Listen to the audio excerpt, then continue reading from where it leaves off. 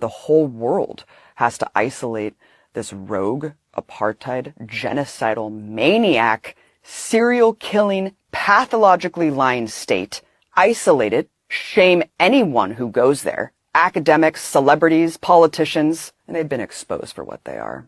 And Zionism's on its last leg. It only exists by the weight of its propaganda, and that propaganda's collapsed entirely. The world sees Israel for what it is, and it can't last for long in its current state.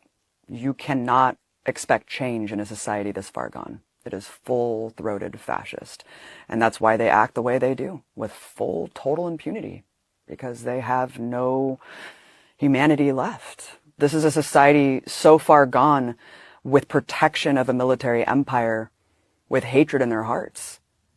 And we're seeing essentially the Fourth Reich today, marching forward, and there's no allied forces coming to save us. The Israeli Knesset just passed a law allowing the execution of Palestinian prisoners, but not Israelis. This is the true face of apartheid Israel. But this is nothing new.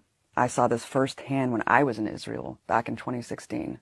Full-throated fascism. You can't deal with these people. There's no need to try. There's no need to talk to them. There's only one way to, I would carpet bomb them.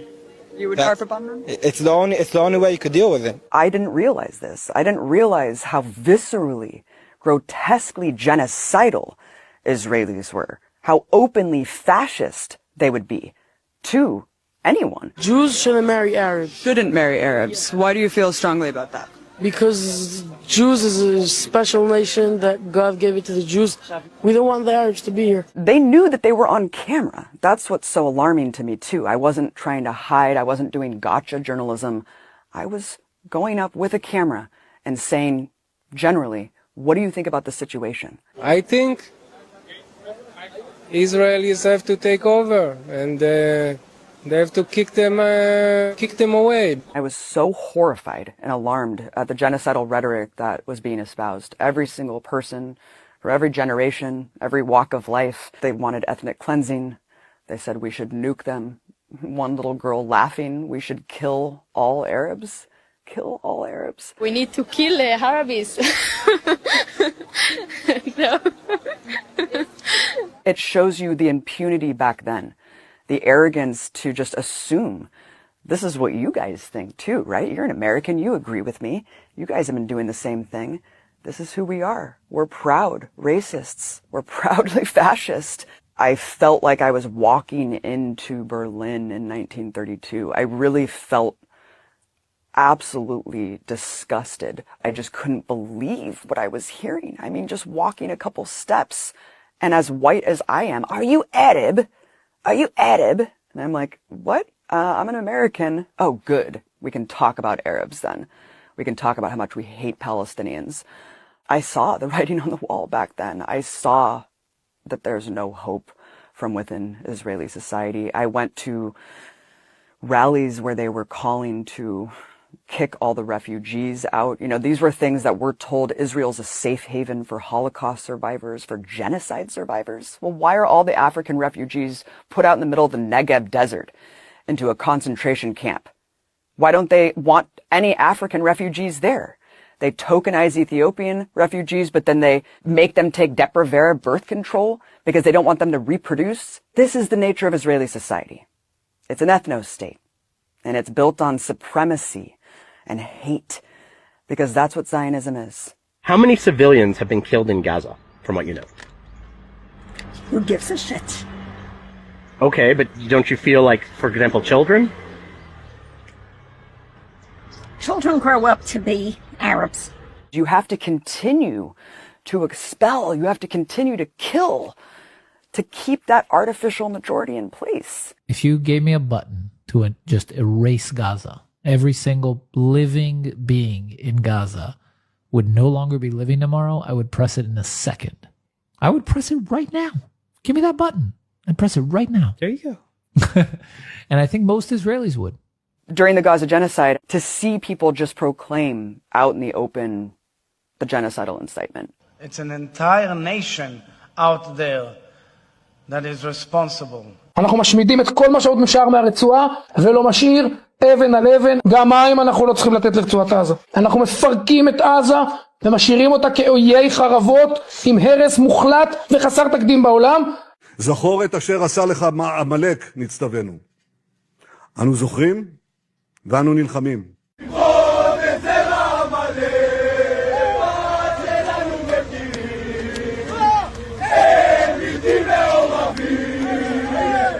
It was heinous and horrifying, but finally people saw Israel for what it is. It's all been exposed. They're not hiding anymore. כל ילד, כל תינוק בעזה הוא אויב. אני רוצה להעיף אותם, להשמיד אותם עד האחרון בהם. אם מעזה אתם תמשיכו לרעוב, תמשיכו למות, הבתים שלכם ימשיכו להישרף. אני לא חושב שיש מישהו במדינת ישראל, בארץ ישראל, שצריך לרחם על העזתים האלה. לא על מבוגרים, לא על קשישים, לא על צעירים ולא על ילדים. מבחינתי שירעבו למוות, מה אכפת לי מהם? אנחנו שורפים להם את הכפר. זה טוב שאנחנו שורפים להם את הכפר. Israel's propaganda is not working anymore because for the first time, Palestinians have been able to just show us the unvarnished truth of the reality that they endure on a daily basis. We see the settler terrorism. We see the people getting mowed down for doing nothing. We see the crimes every single day. You cannot hide genocide from us. So the propaganda has become cartoonish. I'm very puzzled by the constant concern which the world is showing for the Palestinian people and is actually showing for these horrible, inhuman animals. It's inverted just everything that we know to be true. Black is white, up is down. It's the most moral army in the world. We're a benevolent empire spreading human rights and democracy. Who the hell believes this anymore? So it's become silly. It's become absurd. The Israelis today saying that Hamas use Palestinians as human shields. Do they?